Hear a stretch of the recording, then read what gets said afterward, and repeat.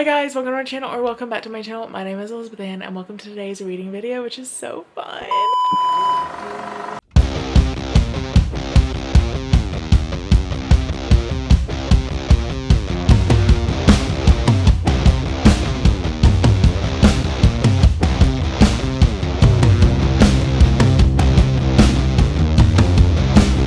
I have a vlog coming soon, but for now, I'm sorry, it's like back to back to back reading. I will be incorporating vlogs again, but it's just where I am and what I've been doing most. So, hi, welcome to today's video. I wrote a blog about this already, but I wanted to make a sit down YouTube video because I made a TikTok, but I edited it down. It was still like 4 minutes. So I figured it was better to film this long form anywho. Do you guys let me know how? I'm obsessed with it. Never did I ever thought I'd be coming and filming this reading video looking like this. Usually I would sit down and be all dressed up and cutesy, but most of the time when I'm reading, I'm in a trucker hat and comfy clothes anyway, so I figured this was perfect. Sets the mood. You guys, I actually can't describe to you how many books I have beside me right now. I'm in my reading nook that's in my bedroom. It's my sacred space. I actually don't read here as much as I would like to, but I love it. So anywho, let's just jump into the video. I'm gonna be going through, it's really probably like 10 of my favorite beach reads. My blog itself was 5, but I'm gonna show you my favorite beach reads and then books I have for my summer TBR. So let's just get into it. And I know that this is gonna grow because there's so many good books coming out so soon by all of my favorite authors that are summer themed books. So let's just get into it. Okay, one of my favorite ever, like in the world, is Every Summer After.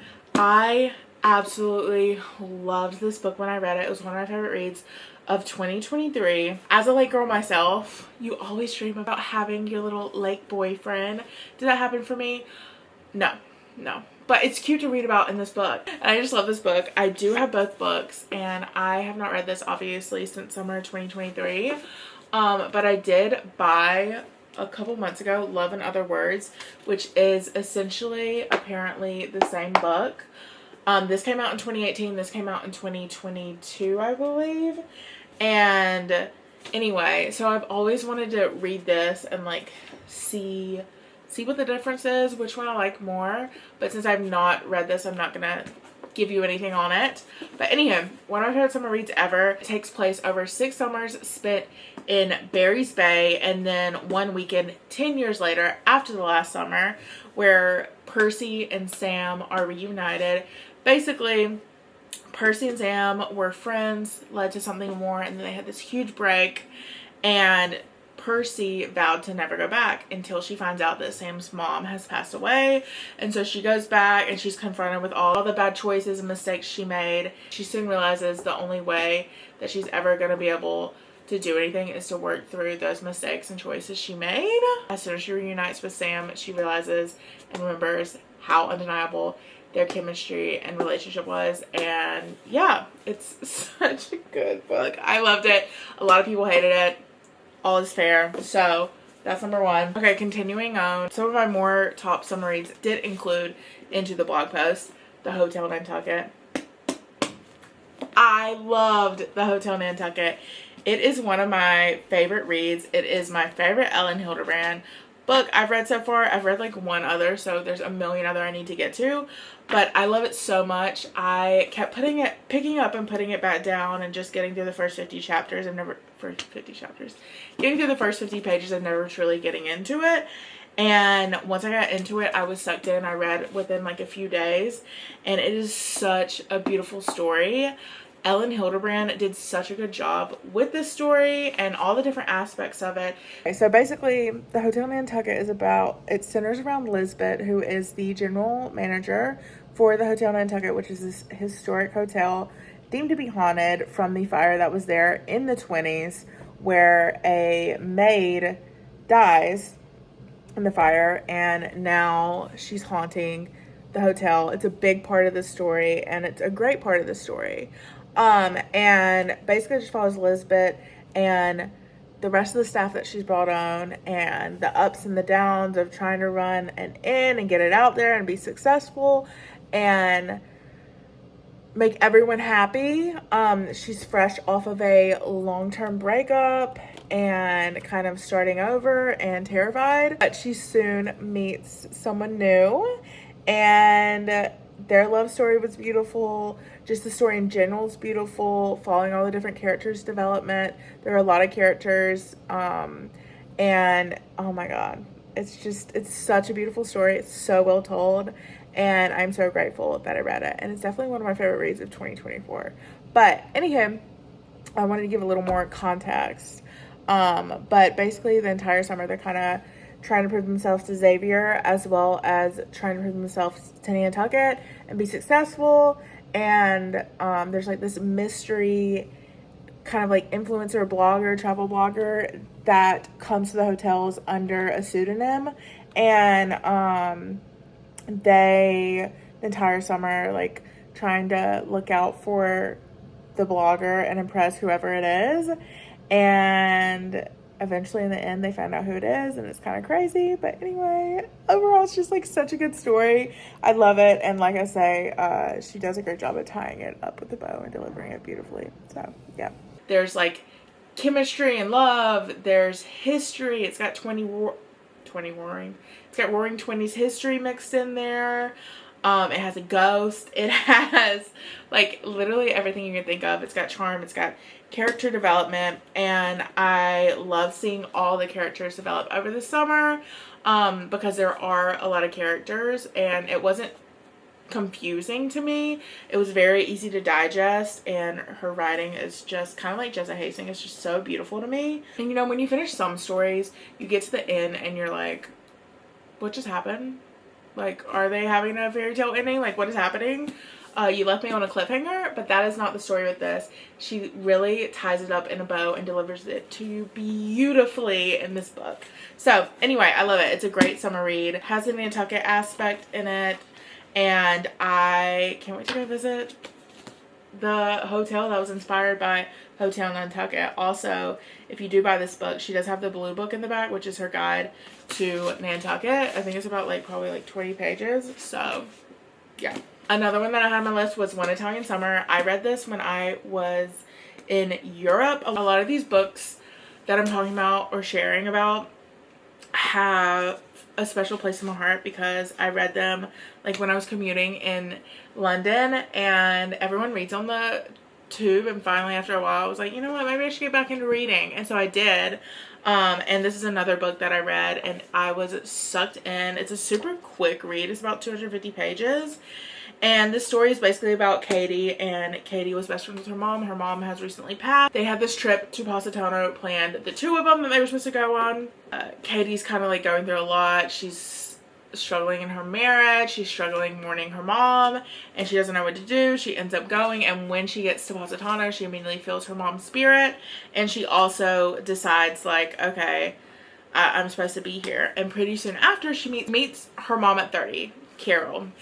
Obviously, Carol doesn't know this is her daughter, but Katie knows this is Carol, and she gets to meet and be friends with and spend time with this 30-year-old version of her mom before life got to her, and she had her and a family and all the things, and she slowly finds out all these crazy things about her. And anyway, it's such a good novel. It's such a good novel and book about how we move on after loss, and it was such a beautiful story. And obviously it's in Italy. It transports you straight to Positano.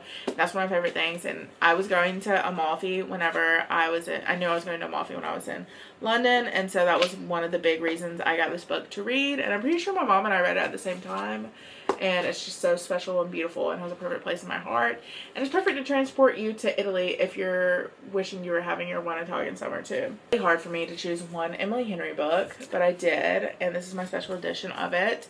And also, please, you're joking, the People We Meet on Vacation special edition is coming out in August, and I cannot wait.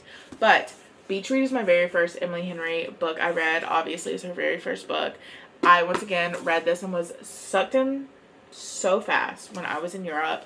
And Augustus from this book is one of my favorite book boyfriends ever. But essentially, Beach Read is about Augustus in January. And, also the special edition has one of the most, like, famous quotes from this book, which is, "I feel overwhelmed that you exist." I'm sorry. And there's a few things. Before we get into the before we get into the dissertation about beach read and how it's the perfect beach read, I do have to say, I found out yesterday, I read the UK version, right, because I was in the UK. This is the US version. I'm actually debating rereading it if I have time this summer, because I just found out in the US version, spoiler alert, stop watching or skip to like this number right here if you're going to read this book, or if you haven't read this book already. But in the US version, they get engaged, and in the UK version, he dedicates her book to her. Hello? First of all, book, by far the better choice. I was shook. Anyway, so I found that out yesterday. But basically, Beach Read is about Augustus and January, who were like college arch nemesis. They end up renting beach houses beside each other. Augustus is a great American novel author, like very serious books, and January is a romance writer. And they, like I said, rent these houses beside each other, and after, I can't remember like the time stance on it, but eventually they make this deal together. Oh, I skipped forward a little bit, but basically, they went to the beach for the summer, broke and having writer's block and not knowing what's going on in their lives and just stuck. And so eventually they make a deal where Augustus will write a romance book and January will write a very serious, like the next great American novel. And they make the deal and they write the books, and there's adventures and side trips and all this stuff on the side, and also sarcasm and wit and obviously romance. And it's just such a beautiful story. Every time I read an Emily Henry book, I'm like, this is my favorite, but I think I would probably have to say this is my favorite Emily Henry book. But if you're also looking for another read, she obviously has Book Lovers, People We Meet on Vacation. She has Happy Place. She has Funny Stories. Okay, so we are zoomed in again because my other camera died. I think I said this in a vlog already, but if you're thinking about getting the Canon like small tiny camera, I would definitely suggest looking into other cameras first, because mine either dies or overheats like immediately within like 5 or 10 minutes to filming, which is not great for a camera. And I'm always a huge Canon person. All my other cameras are Canon. I think I have one Sony. But if you're thinking about getting it, definitely think that through before you do that. I would probably get like the Pocket or something, and then have a regular vlogging camera that has maybe a bigger lens and is a little clunkier. But anyway, back to the book review. Like I was saying, Emily Henry has so many good summer reads. I would say Beach Read is my #1 beach read like ever. I did really like Happy Place too, and that's a great summer book to read as well. On to my top 3 writers ever, and I always suggest these books to people because I feel like she's a very famous author, but also I feel like so many people I know, I never really see them talking about them, and these are 2 of my favorite books for summer.